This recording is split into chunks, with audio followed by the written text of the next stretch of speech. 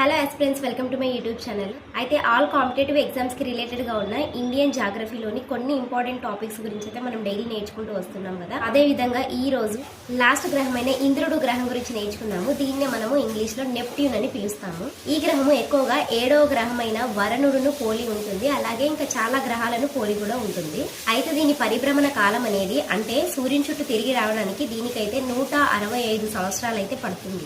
మరియు దీని భ్రమణ కాలం అనేది 16 గంటలు ఉంటుంది. తన అక్షం చుట్టూ 16 గంటల లోపలైతే తన చుట్టూ తాను తిరిగి వస్తుంది. అన్ని గ్రహాలకు ఎలాగైతే ఉపగ్రహాలు ఉంటాయో అలాగే ఈ నెప్ట్యూన్ గ్రహానికి కూడా టోటల్ గా వచ్చేసి 13 ఉపగ్రహాలు అయితే ఉన్నాయి. అందులో ముఖ్యమైన కొన్ని ఉపగ్రహాలు ఏంటంటే first one Triton, second one నెరియన్.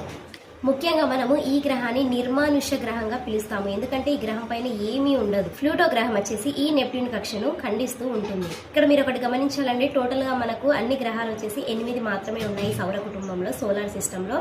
9వ గ్రహమైన ప్లూటోని గ్రహాల సంఖ్యలో నుంచి అయితే తీసేయడం జరిగింది కొన్ని రీజన్స్ వల్ల. అదేంటని చెప్పేసి లాస్ట్ వీడియోస్ లో చెప్పాను, ఒకసారి వెళ్ళి చెక్ చేయండి. అయితే ఈ నెప్ట్యూన్ గ్రహాన్ని మనం చూసుకున్నట్లయితే అన్నిటికంటే లాస్ట్ గ్రహం కాబట్టి సూర్యుడికి అతి చివరిగా అతి దూరంగా ఉన్న గ్రహమే ఈ నెప్ట్యూన్ గ్రహం అండి. ఇది సూర్యునికి చాలా దూరంగా ఉన్నందున ఈ గ్రహాన్ని మనము అతి శీతల గ్రహం అని పిలుస్తాము. శీతల అంటే చాలా చల్లగా ఉంటుంది ఇక్కడ, ఎందుకంటే సూర్యుని వేడి అనేది దీనికి తగలదు, చాలా దూరంగా ఉంటుంది కాబట్టి. సో ఈ గ్రహాన్ని మనము శీతల గ్రహం అని పిలుస్తాము. అయితే ఈ నెప్ట్యూన్ గ్రహం యొక్క వాతావరణం అనేది నీలి రంగులో అయితే ఉంటుంది. ఇదండి ఈ రోజు నెప్ట్యూన్ అదే ఇంద్రుడు గ్రహం గురించి కంప్లీట్ డీటెయిల్స్. సో దీంతో ఇండియన్ జాగ్రఫీలోని సోలార్ సిస్టమ్ లో ఉన్న అన్ని గ్రహాల గురించి అయితే కంప్లీట్ గా మనం నేర్చుకున్నట్లే.